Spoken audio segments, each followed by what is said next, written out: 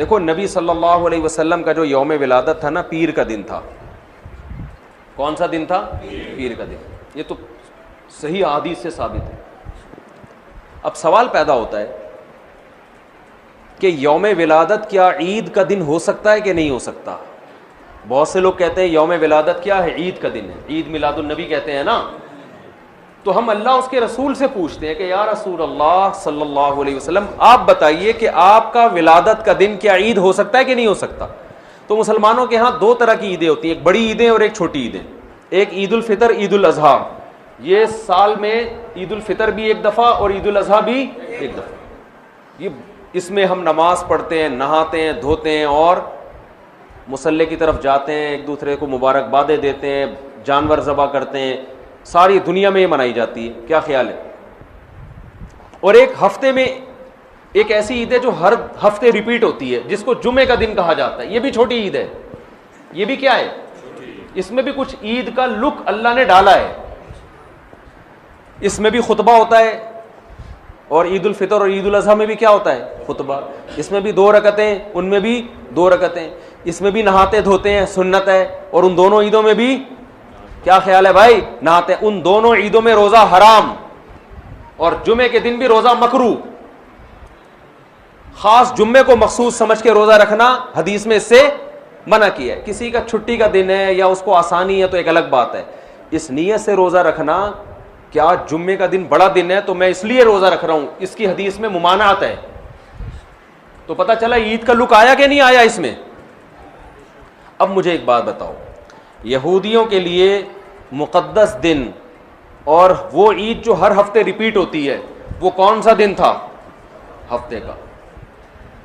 یہودیوں کے بعد عیسائی دنیا میں آئے. عیسائیوں کے لیے کون سا ہوا؟ اتوار.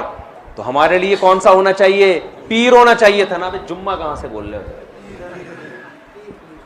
بھائی؟ ہم اور لیٹ آئے تو ہمارے لیے کون سا ہونا چاہیے تھا؟ پیر. اور وہ نبی کا یوم ولادت بھی تھا. لیکن نبی کا یوم ولادت تھا، اس لیے اللہ نے پیر کو نہیں رکھا، ریورس کر دیا جمعے کو، تاکہ لوگ یوم ولادت کو عید سمجھنا نہ شروع کر دیں. بہت مشکل ہے بھائی، پشاور میں بات سمجھانا بہت مشکل ہے، بہت مشکل ہے. آ رہی ہے الحمدللہ. میں ویسے چھیڑنے کے لیے کرتا ہوں. وہ تو کراچی میں بھی سمجھ میں نہیں آتی کسی کو. میں یہ جملہ میں کراچی میں بھی بولتا ہوں، لاہور میں بھی بولتا ہوں. وہ غیرت دلانا مقصد ہوتا ہے کہ بولے یار اتنی آسان بات ہمیں سمجھ میں نہیں، کیسی بات کرو، ایک دم بوجھ میں سمجھ میں آ رہی ہے، جوش میں آ کے بولتے ہیں، پھر آتی ہے سمجھ میں. کچھ مسائل غیرت کے ہوتے ہیں. اب آپ بتاؤ کتنی زبردست لاجک کی بات ہے کہ ہونا پیر کا دن چاہیے تھا، لیکن اور وہ یوم ولادت بھی تھا، لیکن اس کو کیا کر دیا؟ ریورس. اتنا کافی تھا اس امت کو سمجھانے کے لیے کہ نبی کا یوم ولادت میں عید نہ بنانا، اتنا کافی تھا. لیکن نبی نے ایک اور کام کیا.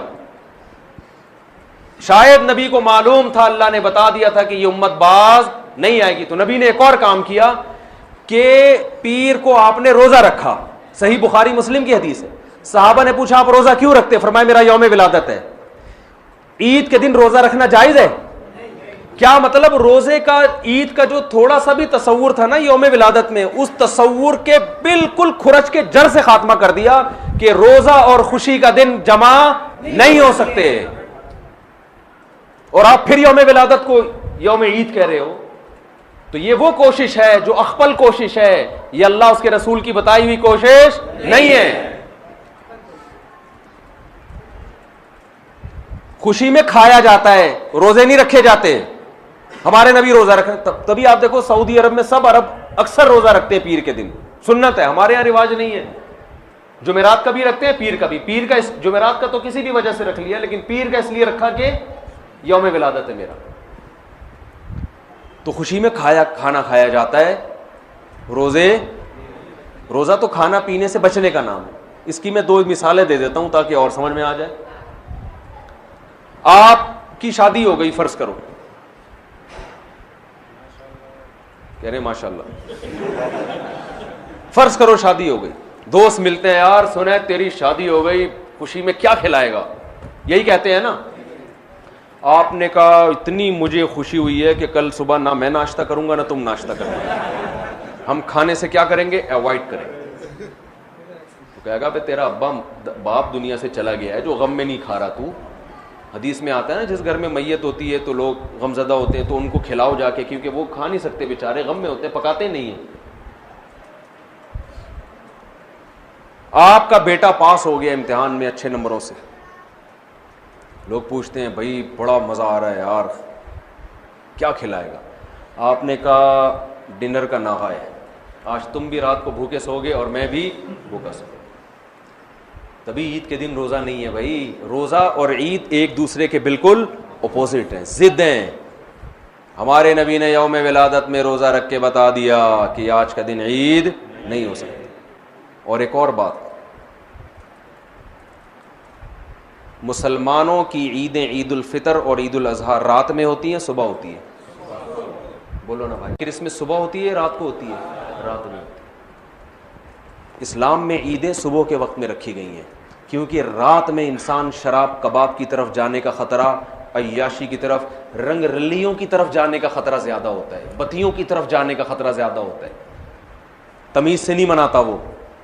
صبح بدتمیزی سے عید منائی نہیں جا سکتی صبح کے ٹائم میں ہے بھائی. صبح تو نہا دھو گے نماز پڑھے, جمعے کو بھی دن کی روشنی میں رکھا گیا, جمعہ رات میں نہیں رکھا گیا. اسلام کے سارے تہوار کب ہو رہے ہیں؟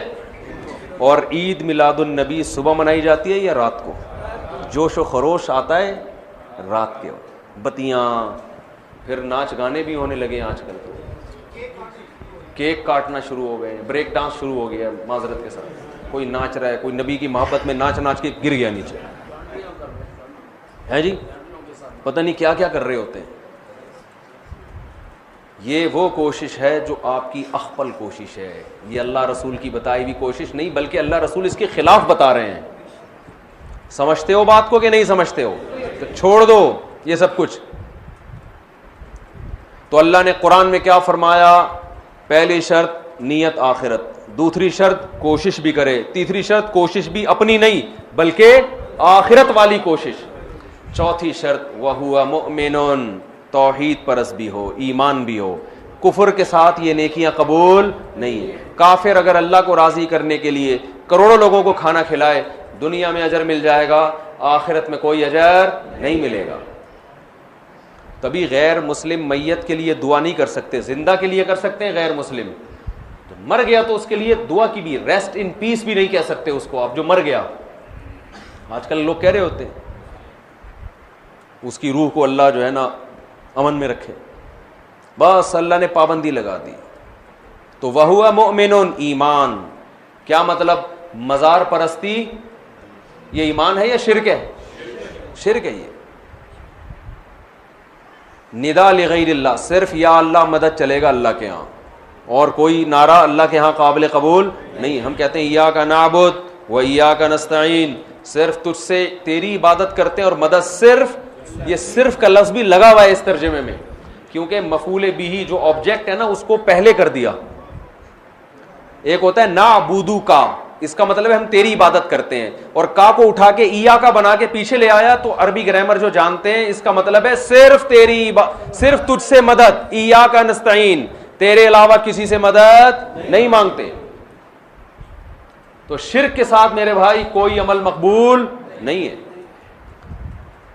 تو یہ چار باتوں پر آپ عمل کریں گے تو فَأُولَئِكَ كَانَ سَعْيُهُمْ مَشْكُورًا, اللہ فرماتے ہیں ان کے تھوڑے پر بہت زیادہ دوں گا میں.